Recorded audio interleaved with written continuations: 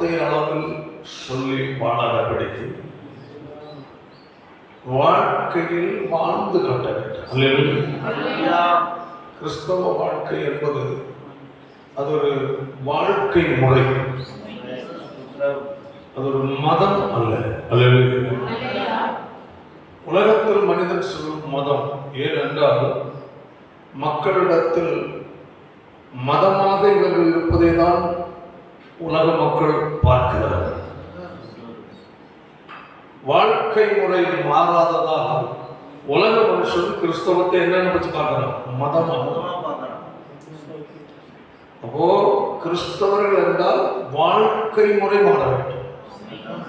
கிறிஸ்தவம் அது ஒரு மதமே கிடையாது, பெரிய தப்பு. அது ஒரு மார்க்கம் என்று சொல்வதை பார்க்கலும் வாழ்க்கை முறை கிறிஸ்தவம். ஆண்டவர் என்ன சொன்னார், நீங்கள் எனக்கு சாட்சிகளாக இருப்பீர்கள் சொன்னார். அதான் அந்த 16வது அதிகாரத்தில் யோவான்ல சொல்லப்பட்டிருக்கு. இந்த வசந்த வாசிக்க பார்க்கலாம். 15 கடைசி வசனம் இருக்கு. ஆதி முதல் என்னுடனே கூட இருந்தபடியால் சாட்சிகளாய் இருப்பீர்கள். ஆதி முதல் என்னுடனே கூட நீங்க இருந்தீங்க. ஆமென். நீங்க எனக்கு என்னவா இருக்கிறீங்க, என்னை வெளிப்படுத்துகிறவர்களாக. ஆமென். அப்படி என்றால் இயேசுவின் குணத்தை வெளிப்படுத்துகிறவர்கள். ஆமென். இயேசுவின் சுபாவத்தை வெளிப்படுத்துகிறவர்கள். ஆமென். இயேசுவின் பரிசுத்தத்தை வெளிப்படுத்துகிறவர்கள். அப்போ அவருடைய குணங்களை வெளிப்படுத்துகிற நபராக நாம் இருப்பதற்காக தான் நம்ம நினைச்சதார் தெரிந்து கொண்டோம். பேர் யோசேப் என்றோ, மத்தேயு என்றோ, லூக்கா என்றோ, பேதுரு என்றோ, பீட்டர் என்றோ, தோமஸ் என்றோ பேர் வைத்துக் கொண்டு வாழ்வதற்கல்ல. கிறிஸ்துவின் சுபாவங்கள், கிறிஸ்துவின் குணாதிசயங்கள், கிறிஸ்துவின் தன்மைகளை வெளிப்படுத்தி வாழ்வதுதான் கிறிஸ்தவ வாழ்க்கை. அது இல்லை என்றால் மக்கள் மதமாகத்தான் பார்ப்பார்கள். என்னுடைய சிறு பருவங்களில் இந்த பகுதியில் நான் வரும்போது இன்னும் சென்னை பட்டணத்தை குறித்து கேள்விப்பட்டிருக்கிறேன். எல்லா இடங்களிலும் கிறிஸ்தவர்கள் என்றாலே ஒரு தனி மரியாதை, தனி எந்த ஒரு ஸ்டேஷன் போனாலும் சரி, ஆபீஸ் போனாலும் சரி, எங்க போனாலும் நம்ம போன உடனே ஆபீஸ்ல எழுந்து அவ்வளவு என்ன இருந்தது, ஒரு பயபக்தி மரியாதை கொடுப்பான். அனுபவிச்சு இந்த மாவட்டத்தில் அனுபவிச்சு. ஆனால் ஏனென்றால் அவர்கள் அந்த இடத்துல நம்ம எல்லாம் பார்ப்பது யார, இயேசுவை குறித்து கேள்விப்பட்டவர்கள், இயேசுவின் பரிசுத்தத்தை குறித்து அறிந்தவர்கள். ஏனென்றால் அந்த நாட்களில் கிறிஸ்தவ ஸ்கூல்கள் என்றாலே ரொம்ப விரும்புவாங்க, கிறிஸ்தவ ஹாஸ்பிட்டல் என்றாலே ரொம்ப விரும்புவாங்க. அப்போ கிறிஸ்தவன் கிறிஸ்துவை பின்பற்றாமல் ஒரு மத போர்வையை அவன் வாழ எப்பொழுது ஆரம்பித்தானோ அப்பொழுதே கிறிஸ்துவின் சுபாவங்கள், தன்மைகள் என்ன போச்சு, மங்கி போச்சு. ஆமென். இன்று கர்த்தர் ஸ்தோத்திரம், இயேசுவின் வருகையின் நாட்கள் நெருங்கிற இந்த நாட்களில் அந்த நிலையை சபை என்ன திரும்ப கொண்டு வருது. அப்ப திரும்ப கொண்டு வருவதற்கு செயல்படுகிறது யாரென்றால் தேவனால் அழைக்கப்பட்ட தேவனுடைய ஊழியர்கள் செயல்பட ஆரம்பிக்கிறது. இன்று ஊழியர்கள் என்றுள்ள போர்வையில் அழைப்பில்லாத அநேகர் இறங்கிவிட்டார். அதனால் அவர்கள் மூளை அளவில் பிறர் போதிப்பதையும் பிறர் செய்கிற காரியங்களையும் தாங்கள் அதை காப்பியெடுத்து தாங்கள் என்ன செய்றாங்க? போதிக்கவும் சபைகளை நடத்திவிட்டார்கள். அல்லேலூயா. ஒரு காலத்தில் என்னுடைய சிறு பருவங்களில் சபைகளுக்குள் பொருளாதார ஆசீர்வாதங்கள் செழிப்பை குறித்து பேச மாட்டாங்க. அன்று என்ன பேசுவார்? மனம் திரும்புதல். ஆமென். ஒரு பப்ளிக் கன்வென்ஷன் போடுறாங்க, பெரிய மேடை கட்டி போடும், பல ஆயிரம் பேர் கூடுவாங்க. நாங்கள் சின்ன பையனா இருக்கும். என்று திரளான ஜனங்கள் வந்து உட்கார்ந்து இருப்பாங்க. அந்நிய மற்றும் பிற மதத்தார் தூரத்தோடு இருப்பார்கள். அவர்கள் உட்கார்ந்து கேட்டுக்கொண்டிருப்பார்கள். அவர்களுடைய வீடுகளுக்கு முன்னதாக அவர்கள் உட்கார்ந்து கேட்டுக்கொண்டிருப்பார்கள். பிரசங்கிக்கப்படுகிற வார்த்தைகள் முதலாவது மனம் திரும்புதலை கொண்டு பேசுவாங்க. இரண்டாவது நாள் ஞானசத்தை குறித்து பேசுவாங்க. மூன்றாவது நாள் இயேசுவின் வருகை குறித்து பேசுவாங்க. அல்லேலூயா. ஜனங்கள் அதுதான் கேட்டு பழகிறார்களே தவிர இன்று வந்து உன்னை ஆசீர்வதிப்பார், தலையாக்குவார், உயர்த்துவார், இந்த செய்திகளாக இன்று மலிந்து விட்டது. இன்று மக்கள் ஆசையோடு ஓடுவது எங்கதான்? அங்கதான். அப்போ நாம் எப்படி வாழ்ந்தாலும் பரவாயில்லை, ஆண்டவர் நம்மளை என்ன செய்வார்? ஆசீர்வதிப்பார். அப்படி ஒரு ஆசீர்வாதம் பைபிள்ல இல்லை. அல்லேலூயா. இன்று சத்தியத்தை போதித்து ஜனங்களை பரிசுத்தத்துக்கு நேராகவும் தேவ ராஜ்யத்துக்கு நேராகவும் போதித்து வழிநடத்துகிற நபர்கள், ஊழியர்கள் மிகவும் குறைந்து விட்டார். அதனால் ஜனங்களுக்கு தேவனை குறித்த ஒரு பயம் இல்லை. ஊழியர்களுக்கு பயம் இல்லை. அன்று சபைக்குள் ஏற்படுத்தப்பட்ட நபர்களை கூட நாம் சிந்திக்க வேண்டியது மிக அவசியம். சொல்லிக் கொண்டிருந்த பாருங்கள், அதனுடைய எபேசியருக்கு நிருபம் 4வது அதிகாரம் அதனுடைய 13வது வசனத்தை ஒரு முதலாவது வாசியுங்கள். அவர் சிலரை அப்போஸ்தலராகவும், சிலரை தீர்க்கதரிசிகளாகவும், சுவிசேஷகராகவும், மேய்ப்பராகவும் இங்கு நாம் பார்க்கும்போது தேவன் அன்று என்ன முறை வைத்தாரோ அந்த முறையை தொடக்க காலத்தில் கடைபிடித்தார்கள். இந்த காலத்தில் கடைபிடிக்கவில்லை. தேவன் அன்று வைத்த முறையை இன்று கடைபிடித்து விட்டால் அல்லேலூயா, சபை அந்த காலத்தை போல மாற ஆரம்பித்து விட்டது. ஆமென். அந்த வலு இழந்ததாய், பலன் இழந்ததாய், தேவ சித்தத்தை இழந்ததாய், ஆமென், தேவனுடைய எதிர்பார்ப்பை இழந்த சபைகளாக, ஜனங்களாய் இன்று மாற காரணமே தேவ ஜனங்கள் அல்ல தவறு செய்வது, ஊழியர்கள் தவறு செய்வது. ஆமென். ஒரு காலேஜில் அல்லது ஸ்கூல்ல டீச்சர்ஸ் இருக்கிறாங்க. அவர்கள் நல்ல டீச்சர் என்று எப்படி பாதுகாப்பு, டீச்சர் மாஸ்டர் வாத்தியார் சொல்லி எப்படி சொல்லுவாங்கன்னா நல்ல கல்வி கற்றுக் கொடுக்கணும். அவர் ஸ்டைல் பண்ணிட்டு ஹேர் ஸ்டைல், அவருடைய ட்ரெஸ்ஸிங், அவருடைய எல்லாமே ரொம்ப டிப்டாப்பா சினிமா ஸ்டார் மாதிரி வருகிற நல்ல சார்னு சொல்ல முடியுமா?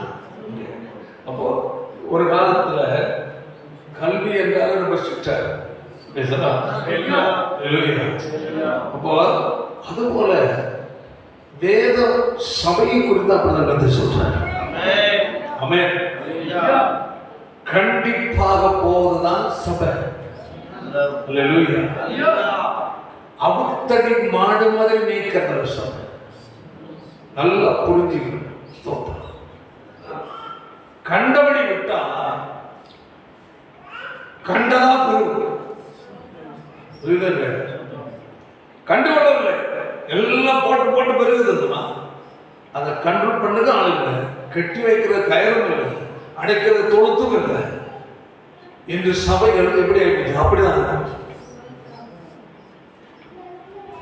காரணம் என்ன? இல்லை, கட்டுப்பாடற்ற ஒரு போதனைகள்,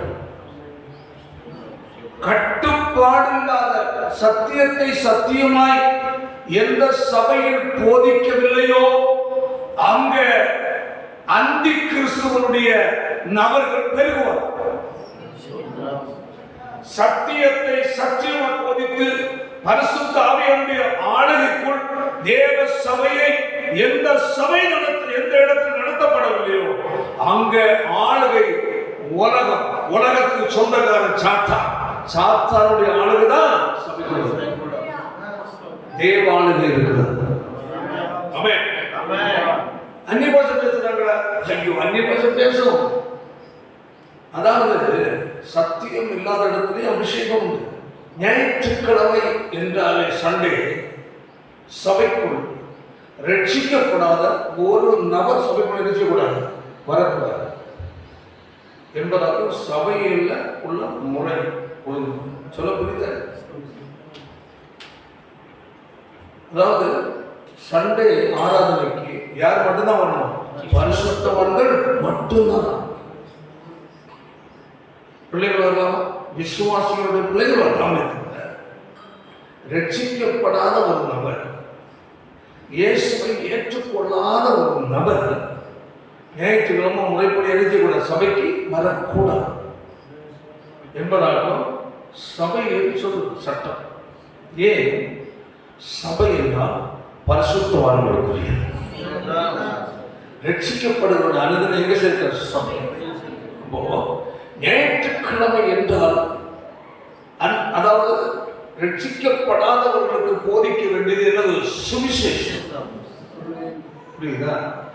ரட்சிக்கப்பட்டவர்களுக்கு போதிக்க வேண்டியது உபதேசம். புரியுதா? ஆமென். சபைக்கு தான் உபதேசம். ஊரா உபதேசத்தை புது ஆத்மாக்கள் நினைச்சு கூட கொடுக்க கூடாது. ஏன்னா அவங்க தடுமாறி அதாவது நடக்கிற சமயம் கட்டுப்பாடு. இப்படி வாழ முடியும், அதை செய்யக்கூடாது, இது செய்யக்கூடாது. அப்போ அவனுக்கு என்ன பயம்? அங்கெல்லாம் போனால் கட்டுப்பாடா இருக்க முடியாது. இதுதான் பிரச்சனை. ஆமென். அல்லேலூயா. அது ஒரு பிரச்சனை. இரண்டாவது, பரிசுத்தவான்கள் என்றாலே எல்லாரையுமே யார் ஆளுகை செய்வது? பரிசுத்த ஆவியானவர். ஆனால் புதிதாக ஒரு மனுஷன் வேறொரு மதத்தை சார்ந்த ஒரு மனுஷன் உள்ள வாழம் என்றால் அவன் பரிசுத்த ஆவியோடு வருவதல்ல, அவன் அசுத்த ஆவியோடு உள்ளவன். ஆராதனையில் ஆவியானவரும் அசுத்த ஆவியை ஒரு இடத்தில் எழுச்சி ஆசைப்பட முடியாது. புரியுது? பரிசுத்தாவின் அசைவாடும் போது அசுத்தாவின் கிரியை. அப்ப ஜனங்கள் மத்தியில் ஆவியான செய்ய வேண்டிய கிரியை செய்ய முடியாதபடி எழுச்சி மட்டுப்படுத்தப்படுகிறது. ஆவிக்குரிய வாழ்க்கையில் வீக்கால் பலகீனமாயிருக்கிற நபர்களை அந்த பொல்லாத ஆவியினுடைய ஆடை என்ன செய்வது? அவர்களை அடைக்கப்படுகிறது. அப்ப அங்க சத்தியம் போதிக்கப்பட முடியாது. சண்டே ஆராதனை என்றால் அது யாருக்குரியது? பரிசுத்தவான்களுக்குரியது மட்டும். ஞாயிற்றுக்கிழமை புதிய ஆட்கள் வரக்கூடாது, விசுவாசிக்கு மட்டும்தான் வரணும் என்று சொன்னா எப்படி இருக்கும்? இந்த மாவட்டத்தில் தமிழகத்தில் வேற சபைகள் நான் சொல்ற முறைப்படி இருக்கு. இந்த மாவட்டத்தில் அடுத்த பட்சத்தில் ஞாயிற்றுக்கிழமை புருஷன் யாரும் வரக்கூட வச்சுட்டாங்க, நான் இங்கே வந்து குந்துறேன். பார்த்தீங்களா? சபை என்ன ஆகுது? ஏன் ஒழுங்குமுறைக்குள் எல்லா சபையும் இருந்தால் அந்த பிரச்சனை வராது. அந்த பைபிள் முறைப்படி நடத்த போனா சண்டே ரட்சிக்கப்படாத ஒரு நபர் எங்கே இருக்கக்கூடாது, சபைக்குள் வருவதற்கு அனுமதி கொடுக்கக்கூடாது. அவர்களுக்கு வேறொரு நேரத்தை ஒதுக்க வேண்டும். புதிதாக வருகிறவர்களுக்கு அல்லேலூயா எந்த நேரம்?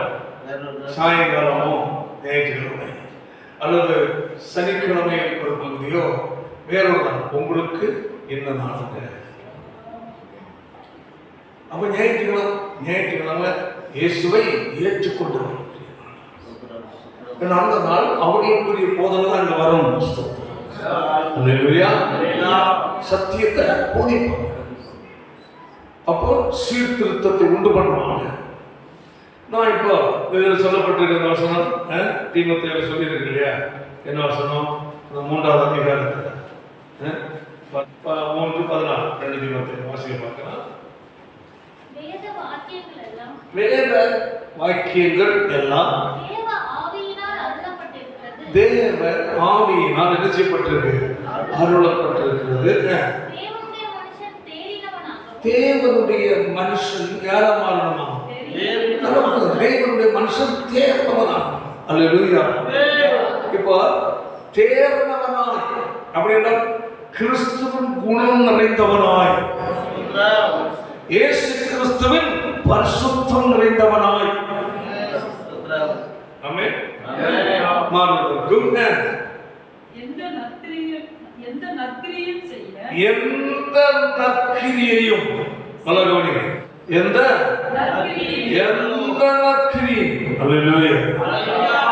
சொல்ல புரியுதா? எந்த நற்கிரியை. அப்ப நற்கிரியை செய்வதற்கு ஆரம்பிக்கணும்னா அவனுக்கு என்ன கொடுக்கணும்? நல்லா புரிந்து கொள்ளுங்க. எந்த நற்கிரி அவன் தேர்ந்தவனாக மாறுவதற்குரிய போதனை கொடுத்துட்டு தான் நற்கிரியைக்குரிய போதிக்கும். தேர்வதென்றால் வளர்ச்சி. வளர்ச்சி என்றால் கிறிஸ்துவின் சுபாவமும் கிறிஸ்துவின் சிந்தையும் கிறிஸ்துவின் பரிசுத்தமும் உடையவன் தேர்வது. அந்த நிலையில் தேர்வன் தான் எதை செய்ய ஆரம்பிப்பான்? நற்கிரியை செய்ய கற்றுக் கொடுக்கணும். ஞாயிற்றுக்கிழமை என்ன பேசிட்டு இருந்தா புருஷன் வந்தவன் தெரியுமா?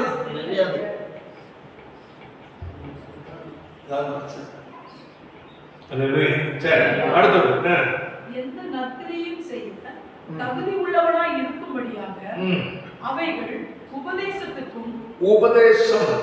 உபதேசம் என்பது உலக மனுஷனுக்கு அல்ல, எதற்கு? சபைக்கு.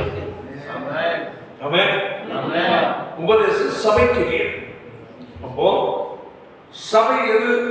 ரட்சிக்கப்பட்டவர்களை ஞானசாத்து மூலம் இந்த சபைக்குள்ள கொண்டு வரும். புரியுதா? சபை யாரு? ரட்சிக்கப்பட்டு ஞானசாத்து. அப்போ சபைக்குள் வந்தவர்களுக்காக என்னது? உபதேசம். ஞானசாரம் எடுக்காமல் ரட்சிக்கப்படாமல் இருக்கிறவர்களுக்கு என்ன இல்லை? உபதேசம் கொடுக்க கூடாது. ஏன்னா அந்த உபதேசங்கள் கண்டிப்பான கட்டுப்பாடானது ரொம்ப செத்தி கரெக்ட் பண்ணுது. இப்போ சொன்ன புரிந்து நினைக்கிறேன். ஆமென். ரட்சிக்கப்பட்டு கர்த்தருக்குள் வராத நபருக்கு என்ன இல்லை? உபதேசம். காரணம் அவன் குழந்தை என்பது. அப்போ குழந்தை தன்மையில் இருக்கிறவனுக்கு சத்தியத்தை குறித்த அறிவில்லாத மனுஷனுக்கு சத்தியத்தை படத்தில் கலந்துவிப்பட்டான். அப்ப அவன் ரெடியாகி வருவதே கடினம். தூரத்தில் நினைக்கணும், அப்பாடா எல்லாம் முடியாது. அவன் ரட்சிக்கப்பட்டவுடன் அடுத்ததான் எப்படி வாழ்ந்த ஆர்வத்தோடு புரியுதா இல்லையா? இயேசுவை ஏற்றுக்கொண்டு மனம் திரும்பி நினைச்சுக்கலாம். அவர் உள்ள என்ன? நான் ஆண்டவரை எப்படி பிரியப்படுவோம், அடுத்து எப்படி வாழும், அடுத்த என்ன செய்யணும், அந்த துடிப்பு தான் உள்ள இருக்கும். ஆனால் இயேசுவை ஏற்றுக்கொள்ளாத மனுஷனுக்கு அந்த துடிப்பு அல்ல. காயம் நல்லா தான் போதும், காத்து பருப்பு போனா போதும், முதுகுவலி நல்லா தான் போதும், தலை சுத்து நீங்கினா போதும், பிசாசு போனா போதும். சட்டப்படி ஞாயிற்றுக்கிழமை பிசாசு பிடித்தவங்கள கொண்டு வரக்கூடாது.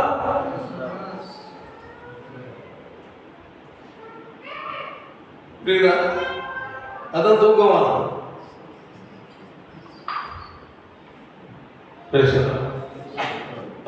ஏனென்றால் ஆராதனை நாள் பரிசுத்த ஆவியானவர் மட்டும்தான் ஆளுகை செய்ய. வேற ஆவிகள் ஆளுகை செயல்பட ஆரம்பித்தால் பக்கத்தில் இருக்கிறவங்க என்ன வரும் சொல்லு? தூக்கம். அந்த தூக்கம் பழகி போச்சுன்னாக்க அந்த தூக்கம் மற்றவங்களை தூங்க வைக்கும். அப்ப இதான் விஷயம் நல்ல புரிந்து கொள்ளணும். அப்போ அவைகள் உபதேசம், நான் சொன்ன உபதேசம் என்பது எதற்குரியது? சபைக்குரியது. சபை என்றால் எது? ரட்சிக்கப்பட்ட கூட்டம். சபைக்குள் எப்படி வராங்க? ஞானஸ்நானம் மூலம் உள்ளவங்க. உள்ள வந்தவங்க தான் என்ன செய்யணும்? சரிப்படுத்துறது. ஆமென்.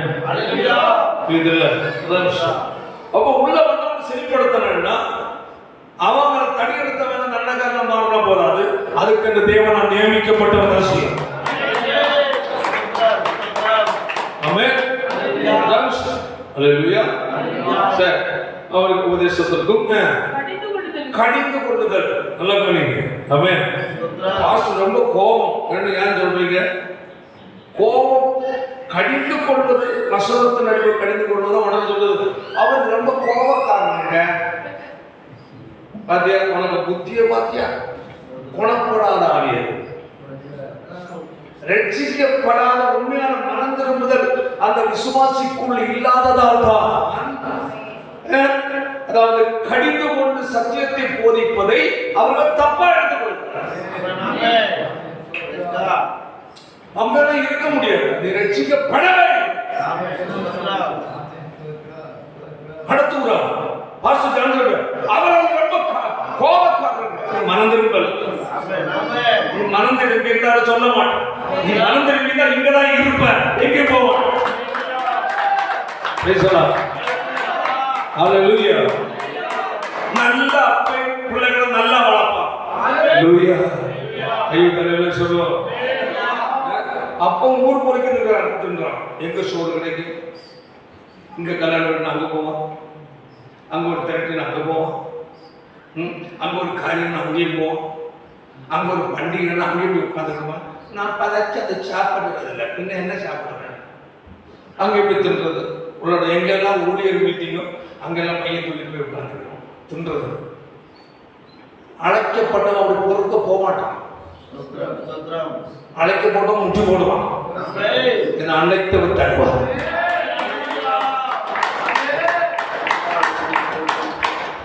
தேவனால் அழைக்கப்பட்டிருந்தால் பை தூக்கிட்டு கண்ட இடையெல்லாம் பொறுக்கிட்டு போக மாட்டான். அவன் போறான், அவன் தேவன் அழைக்கவே அப்படி பொறுக்கிறதுக்கு கண்ட இடையில பையன் அங்க காணிக்கிறேன், இங்க காணிக்கலாம், போறவங்க சர்ச்சையில எல்லாம் போறவங்க உருப்பட மாட்டான். அவனும் பருவத்துக்கு போக மாட்டான், இவனும் போக மாட்டான். அப்ப ஊரெல்லாம் போய் சோற கண்டடம் சுகம் பண்ணுவாங்க சொல்லி இருக்கிறான்னா பிள்ளை எப்படி போகும், எப்படி போகும்? அப்போ ஊழியக்காரன் சரியில்லைன்னா விசுவாசம் தெரிவிக்க மாட்டான். சில இடத்துல கேள்விப்பட்டிருக்கிற வரவங்க எல்லாருக்கும் மைக்கு எதுக்கு, இது என்னது திருவிளையாடலாம், சபை வாலிபால் கிரவுண்டா, குத்தாட்டம் போடு, நீ எங்க இருக்கணுமோ அங்கதான் இருக்கணும். உனக்கு அதற்குரிய அழைப்பு இருந்தால் அதற்கேற்றபடி சபை பூமியை நடத்துவோம். பிச்சுட்டு போக கூடாது, பிச்சுட்டு வர உருப்பட மாட்டான்.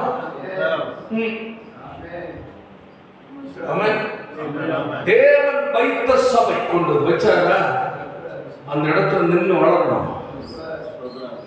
சத்தியம் இல்லையா, ஆவியானுடைய ஆளுகை அங்க இல்லையா, சாட்சி இல்லையா, அங்க நீ நின்று பிரயோஜனமே கிடையாது. சத்தியம் உள்ள நல்ல ஒரு ஆவிக்கு சபைக்குள்ள கட்டணம் கொண்டு விட்டு இருக்கிறாரா, நீ அங்க நின்று வளர்ந்தாதான் தேவ ராஜ்யத்துக்கு ஏற்றவரா நீ மாற முடியும். இல்லைன்னா இடையில உன்னுடைய வாழ்க்கை என்ன செய்யும், போனி போகும். ஆமென்.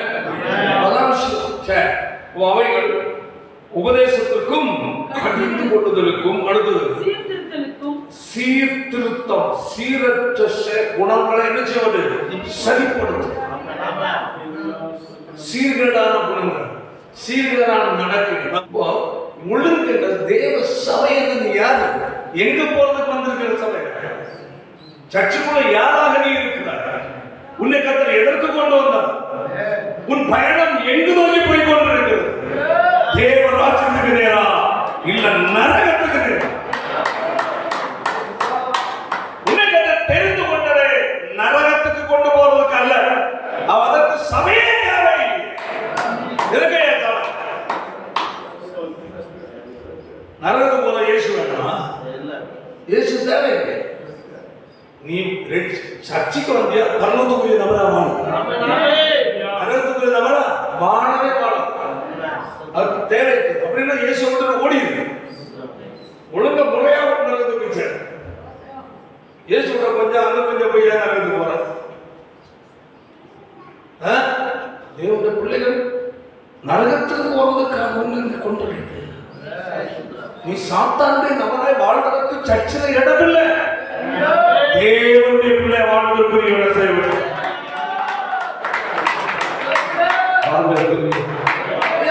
சாத்தானுடைய பிள்ளை சர்ச்சில் இருக்கணும். எதுக்கு அவன் சர்ச்சை வேணும்? உலக சாத்தானுடைய இருக்கணுமா? கர்த்தருடைய பிள்ளையா இருக்கணுமா? பரலோகத்துக்கு போகணுமா? ஹல்லேலூயா. தேவ சபைக்கு ஒழுங்காவா? கரெக்ட். நான் ஏன் சொல்றேன்னா, மாநிலங்கள்ல பல எண்ணங்கள் தோன்றும். எங்க பாஸ்டர் வந்து முடிய பிடிக்கிறது ரத்தம் பிடிச்சு கைது 4 மணி வருது. இங்க இருக்க நெசம் அதுக்கு பயந்தே முடிய கரெக்டா விட்டு அவருக்கு இல்லை, அதை இழந்துட்டார். ஏன் சொல்றேன்னா, அப்படிப்பட்ட ஆவிக்கிற தகப்பனிட்ட வளர்ந்தவன் சும்மா கண்ட போக்கி விட்டு ஒன்று வளர்ந்தவன். அதனால அந்த மாதிரி கண்டிஷன் நான் கொண்டு வரல. உனக்குன்னு ஒரு முறை இருக்கு. பைபிள் போடணும். உன்னை கெடுக்கிற முறை நீட் நாகரிகமான முறை கத்தர் வைத்திருக்கிறார். அதற்குள்ள வாழும்போதான் நீ ஒரு கத்தத்தை பிள்ளை என்று எல்லாரும் கை நீட்டி சொல்லணும். ஆமென். நீ எப்படியோ தாறுமாறாக இருந்துட்டு நான் கிறிஸ்டியன் ஜோசப் பீட்டர் அந்த பேர் இந்த பேர்ல போட்டுட்டு நீ சபையில வந்தா எவ்வளவு கேவலமா இருக்கும். யோசித்து கவனமா இருக்கு. ஓகே, சொல்லப்படும் நீதியை படிப்பதற்கு என்ன செய்யறது? ஆமென். ஏன் கர்த்தர் அதை நடத்துகிறார் பாருங்க. வாசிப்போமாங்க. நமக்கு முதல்ல வாசத்துக்கு வர வசனத்தை கொஞ்சம் அங்க கவனிப்போம். எதற்காக என்றால் அதனுடைய 11ஆம் வசனம். மேலும் நாம் அனைவரும் கர்த்தருக்குள் வந்த எல்லாரும் தேவனுடைய குமாரனை பற்றி விசுவாசிக்கிறோம். தேவனுடைய குமாரனாகிய இயேசுவை குறித்த எனது விசுவாசத்திலும் அறிவிலும் அவரை குறித்த அறிவு. ஆமென். அப்போ அவரை நாம் அறிகிறோம் என்றால் அல்லேலூயா, அவருடைய சுபாவத்தை நாம் என்ன செய்யறோம்? வாழ்க்கையில் நடைமுறைப்படுத்தும். அறிவதென்றால் அல்லேலூயா, அவருடைய குணம், அவருடைய பரிசுத்தம், அவருடைய சுபாவங்கள் எல்லாம் நமக்குள் உள் ஆக்குவதுதான் என்னது? அறிவு. ஆமென். அல்லேலூயா. அதான் விஷயம். ஒரு கிறிஸ்துவுக்குள் இருந்தால் அவன் எப்படி இருக்கிறான்? புதிய சிருஷ்டி. அவன் ஆண்டவராகிய இயேசுவை அறிவதற்கு பிரயாசப்பட்டான். ஆமென். ஆமென். இயேசுவை அறிய பிரயாசப்பட்டு அவர் என்ன சொல்றாரு கடைசியில? என்ன ஒருத்தர் என்ன மாமசத்தினுடைய என்ன செய்றாங்க? இது பண்ணாங்க. நான் கிறிஸ்துவின் அச்சடையாளத்தை என் சரீரத்தில் தரித்திருக்கிறேன். ஆமென். இயேசுவை அறிந்ததனால் அல்லேலூயா, கிறிஸ்துவின் சுபாவம் மட்டுமல்ல, அவருடைய அச்சடையாளம் யார் மேல? அவர் மேல் வந்தது. கலாத்தியர்ல வாசிக்க பார்க்கலாம்.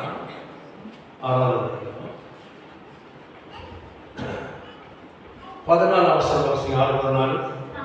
நானும் நம்முடைய கர்த்தராகிய இயேசு கிறிஸ்துவின் சிலுவையை குறித்தே அல்லாமல் ஒன்றையும் குறித்து மேன்மை பாராட்டாதிருப்பேனாக. பாத்தீங்களா, அவருக்கு அப்போஸ்தலர் பவுலுக்கு உலக பிரகாரமா மேன்மை பாராட்ட ஏராளம் இருந்தது. அல்லேலூயா. அப்போ இயேசுவை அறிவதற்காக முற்பட்டபடியினால் அல்லேலூயா, ஆமென், உலகத்தின் மேன்மை பாராட்டலை விட்டார். ஆமென். உலக பிரகாரமா இது இருக்கிறது, நான் அதை செய்கிறேன், இதை செய்கிறேன், அப்படி இருக்கிறேன், அந்த எண்ணங்கள் எல்லாம் போயிடுச்சு. எதனால்? ஆண்டவரை இயேசுவை அறிந்ததுதான், அவரை குறித்த அறிவு. அல்லேலூயா. அப்ப இயேசுவை குறித்து அறிய அறிய, கேட்க கேட்க, கற்றுக்கொள்ள கற்றுக்கொள்ள நம்முடைய வாழ்க்கையில் மாற்றம். சினிமா பார்க்க பார்க்க பார்க்க சினிமா ஸ்டைலே. அதனால என்ன நடக்குது? உனக்கு வர வேண்டிய அநேக நன்மைகள் பறிக்கப்படுகிறது, தடுக்கப்படவில்லை, பறிக்க. புரியுதா? தேவன் செய்ய வேண்டியது உன்னிடத்தில் தடுத்து இல்லாமல் போய்விடுகிறது. ஹல்லேலூயா. நல்லா இருங்க, நீட்டா இருங்க, உலகத்துக்கு ஒத்தபடி பேசக்கூடாது. அது உலகத்தாக்குரிய அவங்க எப்படி இருப்பாங்க, நமக்கு அது மேட்டர் கிடையாது. அதில் இந்த உலகத்தாருடைய ஒழுங்கீனமான நடைமுறைகளை நினைச்சு அதை கற்றுக்கொள்ளாது. உன வேதத்தை கற்றுக்கொள்ளும். அதாவது இந்த பசங்க இந்த ஹேர் ஸ்டைலு அது இதெல்லாம் வரும்போது தான் கண்டிக்க காரணம். அது யாருடைய பழக்கம்? உலகத்தாருடைய பழக்கம். இப்ப அப்படிதான் இருக்குன்னு சொல்ல.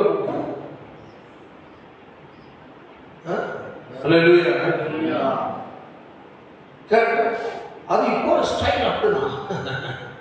இயேசு ஸ்டைல் நீ எடுத்து இயேசுக்கு ஸ்டைல் நீ பயன்படுத்தாம உலகத்தால் ஸ்டைல் நீ பயன்படுத்தலாம். அது எப்படி வேதம் ஏற்றுக்கொள்ளும்? நீங்கள் இந்த பிரபஞ்சத்துக்கு ஒத்த வேஷம் தெரியும். போதுமான வசனம் அந்த ஒரு வசனமே உனக்கு போதுமே. சொல்லவே இல்லையா? கேட்கறவங்க அப்படி சொல்லணும்.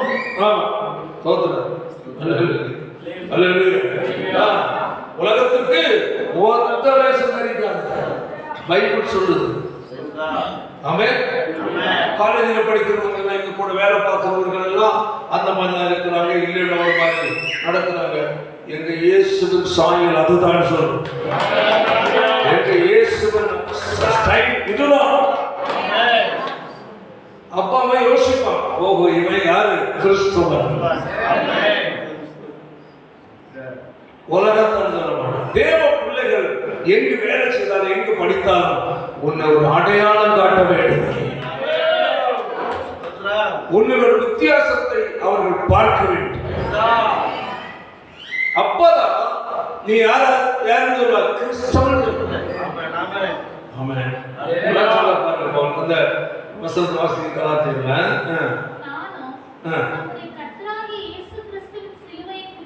சிலுவையை குறித்து அல்லாமல்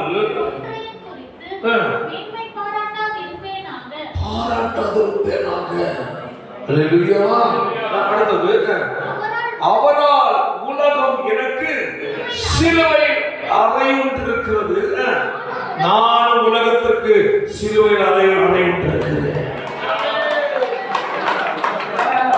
அவரால் பாத்தீங்களா, உண்மையான ஒரு மனதில் என்பதல் தேவனுடைய பிள்ளைக்கு வரும்போது நம்முடைய குணங்களை என்ன செய்யணும்? மாற்றுவதற்கு நம்ம ஒப்பு கொடுக்கணும். அதான் சொல்லப்பட்டிருக்கிறது, அவரால் உலகம் எனக்கு சிலுவை அறையுண்டிருக்கு. ஆமென். அப்ப உலகம் சிலுவை அறையுண்டிருக்கு என்றால், அல்லேலூயா, நான் எப்படி உலகத்துக்கு ஒத்தபடி வாழ்வது? புரியுதா? சத்தியம் என்பது இப்படிதான். இதுதான் சத்தியம். ஆமென். உலகம் எனக்காய் சிலுவை, நான் கிறிஸ்துவோடு உள்ள சிலுவையில் அறையப்பட்டேன் சொல்றாரு. நல்லா புரிந்து கொள்ளுங்க. நான் கிறிஸ்துவோடு கூட சிலுவையில் அறையப்பட்டேன். அப்ப எதற்கு அறையப்பட்டிருக்கிறேன்? உலகத்திற்காக, பாரம்பரியத்திற்காக, பாவத்திற்காக, எல்லாவற்றுக்காக நானும் அறையப்பட்டேன். அப்ப அறையப்பட்டு உண்மையா சிலுவை அறையப்பட்டு மரித்தவன் தான் ஞானஸ்நானத்தின் மூலம் என்ன செய்வது? அடக்கம் பண்ணுவது. ஞானஸ்நானம் என்பது என்ன செய்வது? அடக்கம் பண்ணப்படுவது. ஆவிக்கிறது பழைய மனிதனை அடக்கம் பண்ணுவது. அப்போ பழைய மனிதன் யார்? உலகத்துக்கு ஒத்தபடி வாழ்ந்தவன், உலகத்துக்கு ஒத்தபடி ஸ்டைல் பண்ண உடம்பு, உலகத்துக்கு ஏற்றபடி வாழ்ந்த பேசின உடம்பு, உலகத்துக்கு ஏற்றபடி நடந்தவன், உலகத்தால் இப்போ செயல்பட்ட உடம்பு வாழ்க்கை.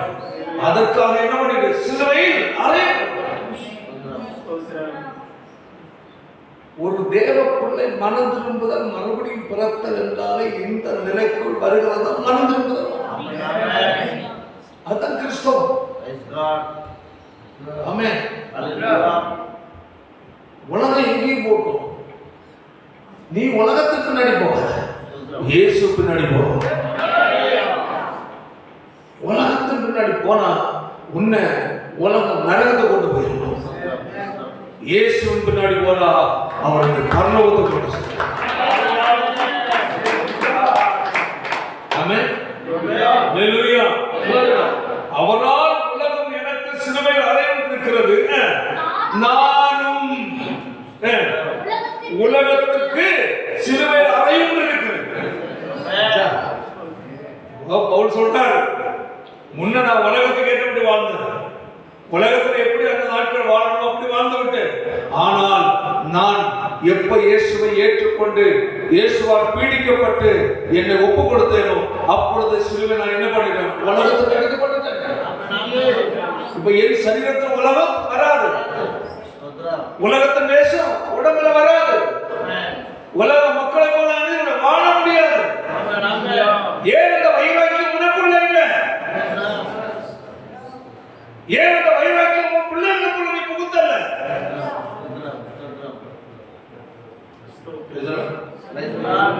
இதுதானே சக்தி. சொல்லிட்டு கீழே வாசிப்போம். கீழே அதாவது 17 வாசிங்க. இனிமேல் ஒருவனும் எனக்கு வருத்தம் உண்டாக்காதிருப்பானாக என்று சொல்லி அடுத்தது, கர்த்தராகிய இயேசுவினுடைய அச்சடையாளங்களை நான் என் சரீரத்தில் தரித்திருக்கிறேன்.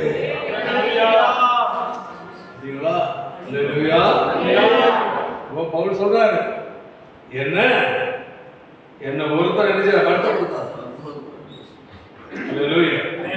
காரணம் நான் யாரை தரித்திருக்கிறேன், கர்த்தராகிய நீ பார்க்கிற மாதிரி உலக வேஷம் இருக்கணும். புரியுதா? முன்ன நீ என்ன பார்த்த இல்ல, எப்போ இயேசுவை சந்திப்பதற்கு முன்ன உலகத்துக்கு என்னோட வாழ்ந்த பார்த்த நீ, உலக மக்கள் பேசுறதை பார்த்த இல்ல, உலக மக்கள் நடந்ததை பார்த்த இல்ல, உலகத்தார் போல ட்ரெஸ் பண்ண நீ பார்த்த இல்ல. அந்த மாதிரி சொல்லி என்ன நினைச்ச வருத்தப்பட யாரை தடுத்துக் கொண்டிருக்கிறேன், கர்த்தராகிய இயேசு கிறிஸ்துவினுடைய அச்சடையாளங்களை நான் என் சரீரத்தில் தரித்தேன். ஆமென்.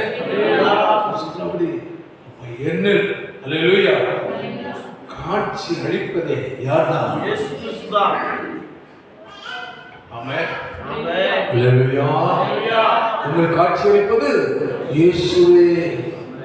இயேசுவின் சுபாவம், இயேசுவின் அச்சடையாளம், இயேசுவின் தன்மை, இயேசுவின் குணங்கள். அல்லேலூயா. தலையில சத்தமா சொல்லும் நபைகள் தான் நினைச்சு வெளிப்பட சொல்லப்படும். அது அவரோட வாசிப்போம். கிறிஸ்து இயேசுனுடைய கர்த்தராகிய இயேசுனுடைய அப்படி என்றால் அதுக்கு அர்த்தம் இயேசுவை பார்த்தா பவுலை பார்த்தா இயேசு. அப்போ பவுலை பார்க்கும்போது யாரை பார்க்கலாம்? இயேசு. அப்ப இயேசு மாம்சத்தில் இல்லை. ஆமென். அப்போ இன்று இயேசுவை காட்டுவதற்கு தான் நம்மை தெரிந்து கொண்டிருக்கிறார். அவர் என்ன சொன்னார்? அதான் எனக்கு சாட்சி, அதை என்ன நீங்கள் வெளிப்படுத்துகிறீர்கள். என்னை குறித்து உங்க பேச்சில், நடக்கல, ட்ரெஸ்ஸில், செயலில், பார்வையில் எல்லாம் என்ன நீங்க காட்டுறீங்க. உங்களை பார்த்தா என் ஞாபகம் வரும். ஆமென். அதுக்கு அர்த்தம் ஏன் சொல்றாரு, உன்னை பார்த்தா என்ன ஞாபகம் வரணும். நமக்கு தேவனுடைய உண்மை பார்த்தா யாரு ஞாபகத்தில் அவன் கொண்டுறணும்? இயேசுவை. அந்த வாழ்க்கைக்கு நம்ம ஆயத்தம் இருக்கா? இருக்கா? கிறிஸ்தவ வாழ்க்கை இதான் கிறிஸ்தவ வாழ்க்கை. ஒரே நாள் ஆகாது, ஒரே நொடியில் ஆகாது. ஆமென். அந்த சமூகத்தில் வந்து சத்தியத்தை கேட்க கேட்க பரிசுத்த ஆவியானவரை ஒப்பு கொடுக்க ஒரு வாழ்க்கையில வந்து மாற்றங்கள் வந்து கொண்டே. தோசையை மறைச்சு போட்ட கூட சில நேரம் மொத்தமா அது வசனம் கேட்க கேட்க ஆண்டவரே இந்த வசனம் எனக்குரிய, இந்த வசனத்தின்படி நான் வாழ விரும்புகிறேன், எனக்கு கிருபைதாரும். பரிசுத்த ஆவியானவரே நேர வாழ செய்யுங்க. நான் உண்மை வெளிப்படுத்தணுமே. என் பேச்சு உண்மை வெளிப்படுத்தவில்லை, என் நடக்கை உண்மை வெளிப்படுத்தல, என் பார்வை உண்மை வெளிப்படுத்தல, என் வஸ்திரம் ட்ரெஸ்ஸிங் உண்மை வெளிப்படுத்தல. வசனத்தின்படி என்னை உண்மை பார்க்கட்டும். எல்லாவற்றிலும் உண்மை நான் வெளிப்படுத்த நான் விரும்புகிறேன். எனக்கு கிருபைதாரும் என்று கேட்டு பாருங்க. கர்த்தருடைய மாற்ற வருவால் அவை உள்ளதே வராது. ஒவ்வொரு தேவனுடைய பிள்ளையின் வாழ்க்கையிலும் கிறிஸ்துவின் சாயல், கிறிஸ்துவின் சுபாவங்கள் கடந்து வரும்.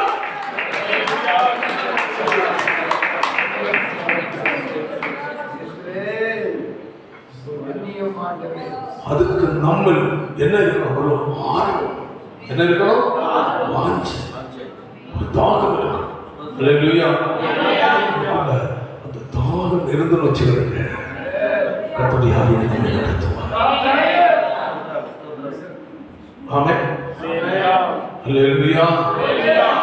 நம்முடைய குணங்கள் பார்க்கணும். நம்ம நினைப்போம் கொஞ்சம் நம்ம வஸ்திரம் அப்படி ஆண்டு சொல்லல. கவர்ச்சி,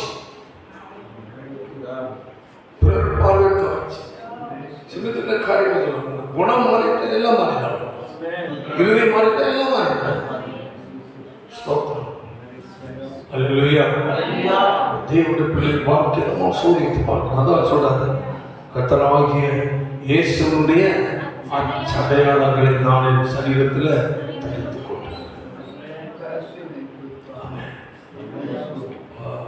அதில் பார்க்கும்போது பவுலே ஒரு மனுஷன் பார்க்கிறாங்க, யாருக்கு ஞாபகம் வரும்?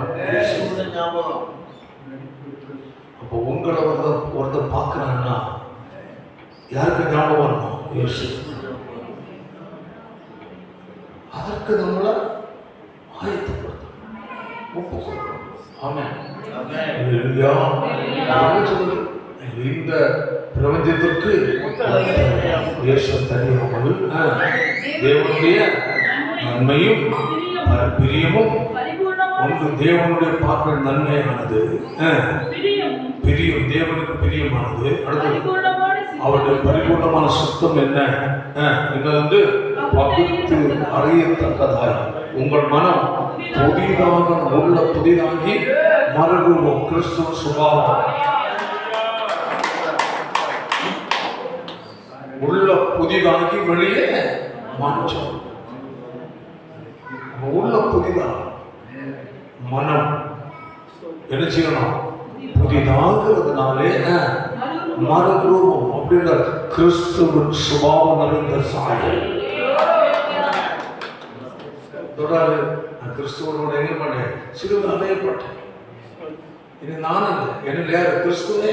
வசந்த வாசிப்போம்.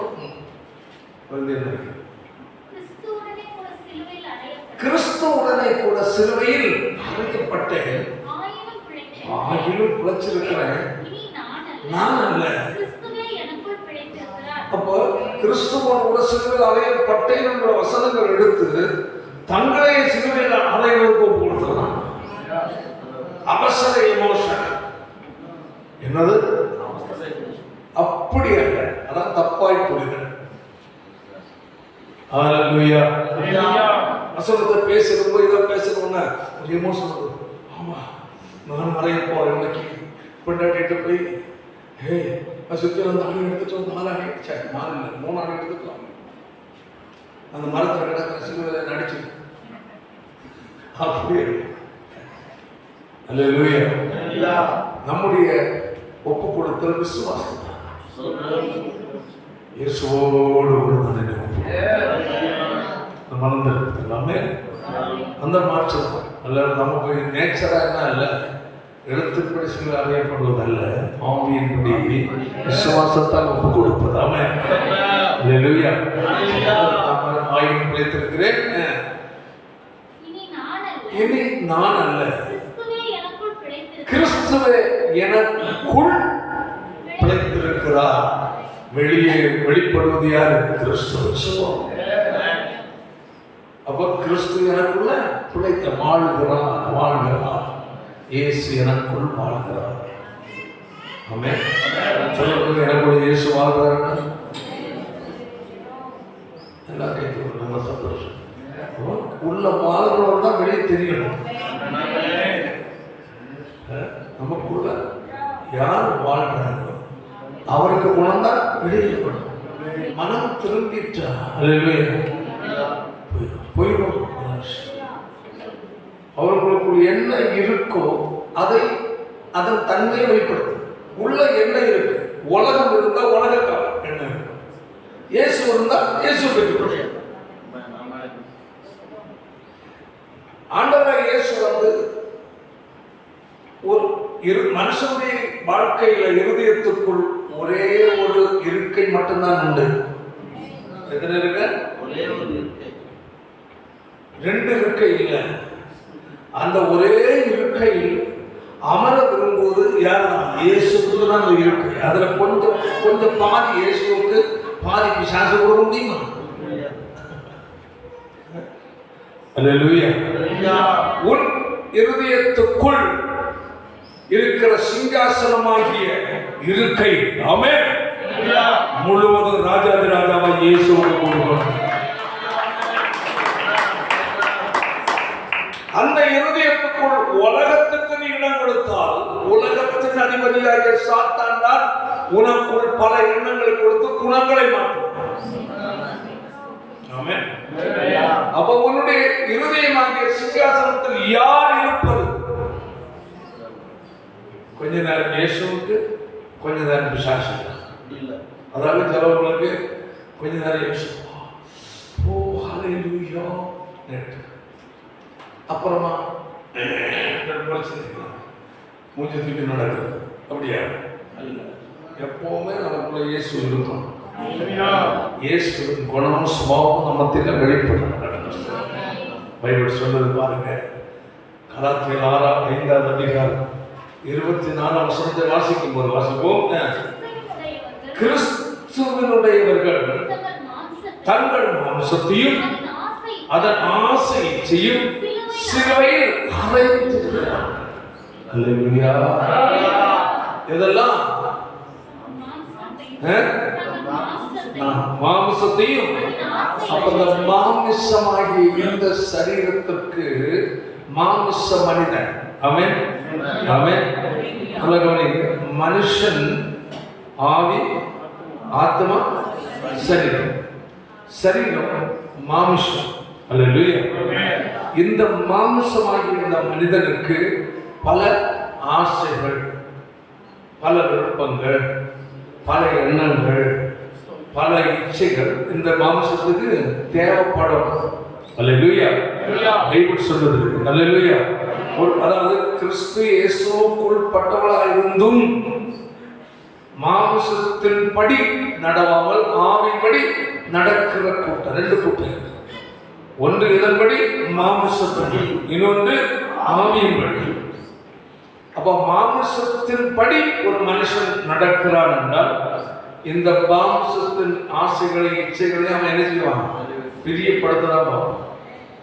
சிந்தனையிலும் சரி, செயலையும் சரி, பேச்சிலும் சரி, என்னது அதுதான் வெளிப்படும். இந்த மாமிசத்துக்கு சில குணங்கள் இருக்கு, சில ஆசைகள் இருக்கு, சில இச்சைகள் இருக்கு, சில விருப்பங்கள் இருக்கு, சில என்னது குணாதிசயங்கள் இருக்கு. ஆமென். அதான் சொல்றாரு, ஆவியினாலே மாம்சத்தின் இச்சையை என்ன செய்யணும்? அழிக்கணும். அப்போ ஆவியினால் அழிக்கணும்னா ஒரு கை தட்டுனா போதாது, உள்ளான மனிதர்கள் வல்லமை பெறப்படுறாங்க. சபையில வந்து கைத்தட்டுக்கு அந்நிய பாஷை பேசினவுடன் ஆவிய அதல்ல, அது அதோட முடிஞ்சிடும். ஆனா உள் பலன், உள்ளான மனிதன் ஆவியில் பலன் அடைகிறது. அப்ப பலன் அடைவது என்றாலே ஆவிக்குரிய சிந்தை தான் அவனுக்குள் எழுப்பி கொண்டிருக்கும். உள்ளான மனிதன் ஆவியில் என்ன? பலவானாய் அல்லேலூயா மாறினால் அல்லேலூயா அவனுக்குள் வந்து கொண்டிருக்கிற என்ன? எது? ஆவிக்குரியதான். கிறிஸ்துவுக்குள் அவர் பிரியப்படுவதற்கு சிந்தனை வரும். உள்ளான மனிதன் பலனடையாமல் வீக்கா இருக்கிறார். சபையில வரும்ப மட்டும் ஆவியில நிரம்புறோம், கை தட்டுறோம், கொஞ்சம் அந்நிய பாஷை பேசுறோம், பிரசங்கம் கேட்டு போயிடுறோம். ஆனா உள்ளான மனிதன் வல்லமை எனக்கு பலப்படாததுனா அல்லேலூயா வந்து கை தட்டி ஆராதித்த நேரத்தோட சரி, அதுக்கு அப்புறம் இருதயத்துக்குள் நிரம்பி இருப்பது என்ன?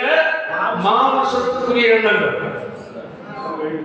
மாம்ச சுபாவங்கள், மாம்சியமான பேச்சு, உலக மனுஷன் பேசுவது போன்ற பேச்சு, உலக மனிதன் செய்வது போல செயல், அவன் நடந்து கொள்கிற விதங்கள், தவறான சில பாவ பழக்க வழக்கங்கள், தவறான செயல்கள், இவைகளால் அவனுடைய உள்ளான எண்ணங்கள் நடத்தப்படுகிறது. அந்த எண்ணத்தை மாம்சத்தை தூண்டி விடுகிற சத்துரு, ஆமென் அல்லேலூயா, அந்த எண்ணங்களை உள்ள தூண்டி விட்டு செய்ய வைக்கிறான். சர்ச்சுக்கு வரணும்னா வரவிட மாட்டான். வந்தா இங்க மாம்சத்தை கரெக்ட் பண்றதான இடம். இன்ட்ரெஸ்ட் இருக்கு, அடுத்த வாரம் போகலாம், எல்லா வாரம் போகணும். என்னது? எல்லா வாரம் போகணும், மாசத்துக்கு ஒருக்கா போகணும். ஏதோ உலகத்துக்கு ஒத்த வாழ்க்கைக்கு ஒன்னே என்னை கற்று தெரிந்து கொள்ளவில்லை அப்படின்னு கற்று தெரிந்து கொள்ள மாட்டார். அப்படி உலகத்துல வாழ விட்டுருவோம் இல்லையா? நம்ம யார் வெளிப்படணும்? கிறிஸ்து. அதான் நம்ம என்ன கூட மாமிசம், மாமிசத்தில் சில என்ன விருப்பங்களும் ஆசைகளும் இருக்கு.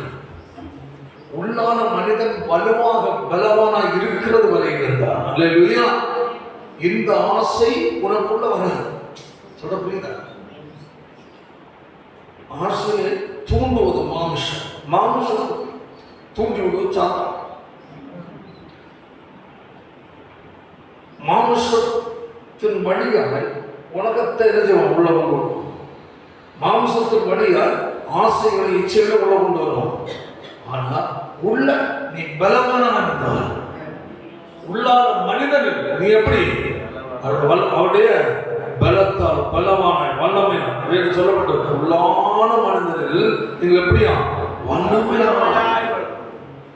அந்த வல்லமையால் உள்ளான மனிதன் பலவானாக இருந்தால் அல்லேலூயா மாமிசத்தை சத்துரு தூண்ட முடியும். காரணம் உள்ள இருந்து அந்த பலவானாகிய ஆவியின் நிறைவு மாம்சத்தின் ஆசைகளை என்ன செய்யும்? அழிக்கும். உள்ளான நிறைவு கம்மியா இருந்தா புறம்பான மனுஷராகிய மாம்சத்தின் ஆசை எங்க இருக்கு? உள்ள இருக்கு. உள்ள வச்சு சிந்திக்கிறது பூரா மாம்சம், நினைக்கிறதெல்லாம் உலகம்.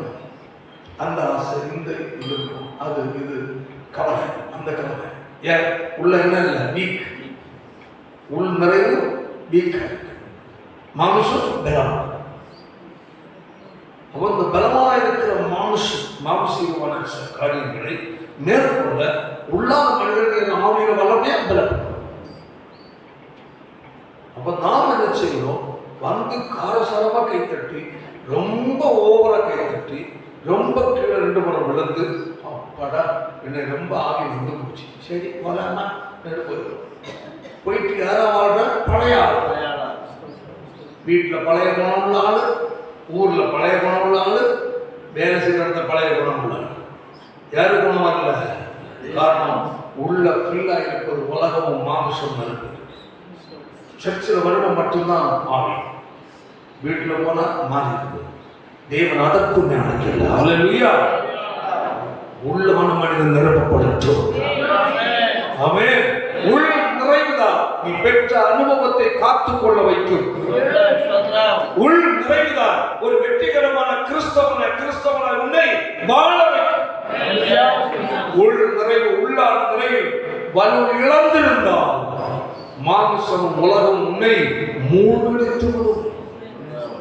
தேவராஜ்யத்துக்குரிய நபரை உன்னை வாழ விட. நம்ம செய்ய வேண்டிய ஒன்று, ஆண்டவரே எனக்கு நிறைவு வேணும்.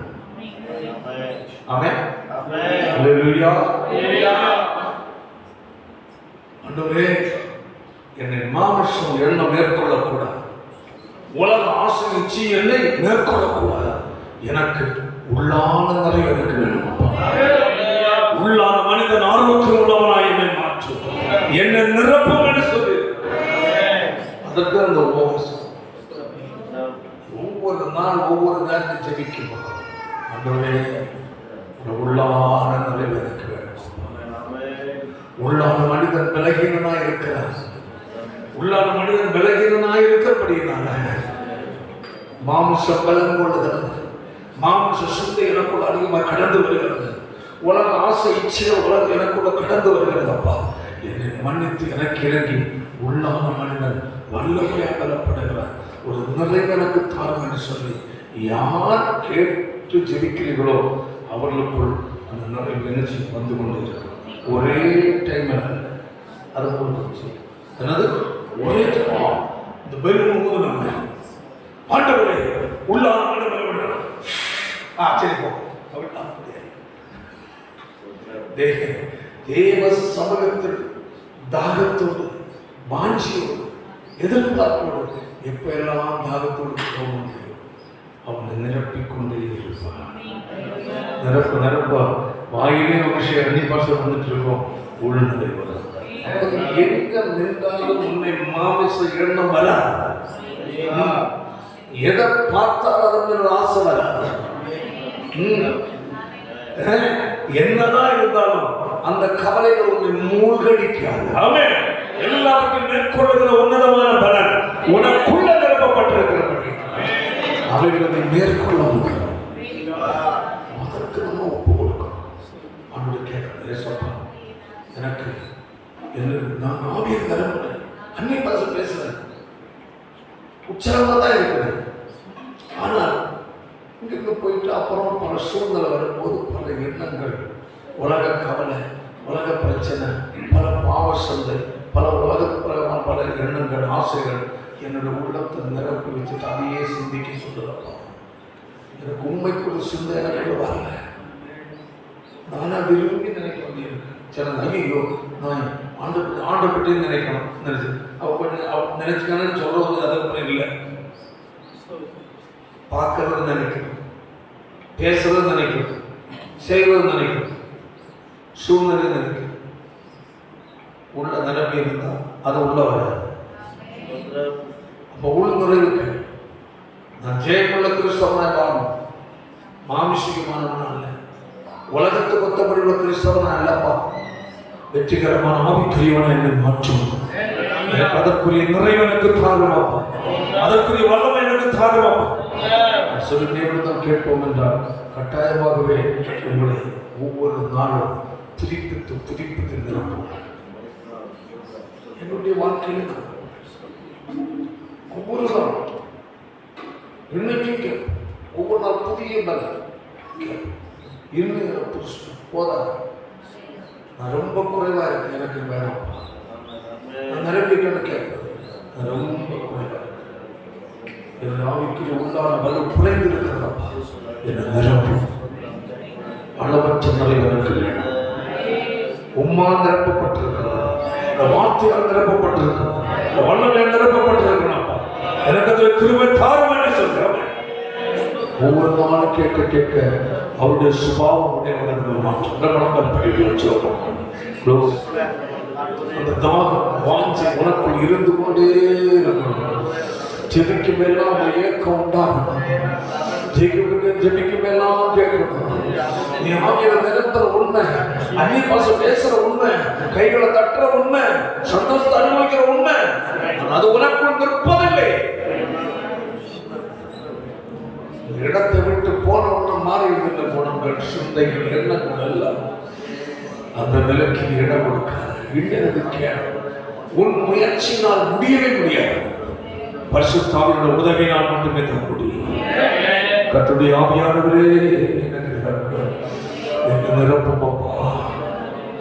ஒரே நேரத்துல முடியாது, இப்ப ஜெபம் முடியாது. இந்த ஜெபம் உனக்கு நிரந்தரமாக இருக்கணும், வீட்டில் இருக்கணும். நடக்கும் போது அவர்கள் பேசிட்டு நட. சீக்கிரமான ஒரு ஆவிக்குரிய பலவானாக என்னை மாற்றுவார். மாம்சத்தை மேற்கொள்ளுகிற நபராக என்னை கர்த்தர் மாற்றுவார். எல்லாரும் ஒப்பு கொடுச்சு. நல்ல பிதாவுடைய நல்ல நிலைக்காச்சு நன்மையான நாடு உம்முடைய சம்பந்தங்கள் கடந்து ஆராதிக்க உம்முடைய நாமத்தை உயர்த்த கருவதற்கு ஸ்தோத்திரம். கடைசியாக என் பேசின கர்த்தருடைய வார்த்தைகளுக்காக உமக்கு ஸ்தோத்திரம் அப்பா. புறம்பான சுய திருப்தியில் வாழாதவரை உள்ளான நிறைவேறுகளுக்கு வேண்டும் அப்பா. புறம்பான மாமிசீகமான மனுஷனை நாங்கள் மேற்கொள்ள அவன் வெற்றிகரமான ஒரு ஆவிக்குரியவான வாழ்வதற்கு கிருபை தருவீராக. ஒவ்வொரு நிரப்பும் ஜெபிக்கிற ஒவ்வொரு மக்களது ஆசீர்வதி வெற்றிகரமான கிறிஸ்துவ வாழ்க்கையான ஒவ்வொரு உதவி செய்யும். சமாதானத்தோட இயேசுவின் மூலம் ஜெபிக்கிறோம் பிதாவே.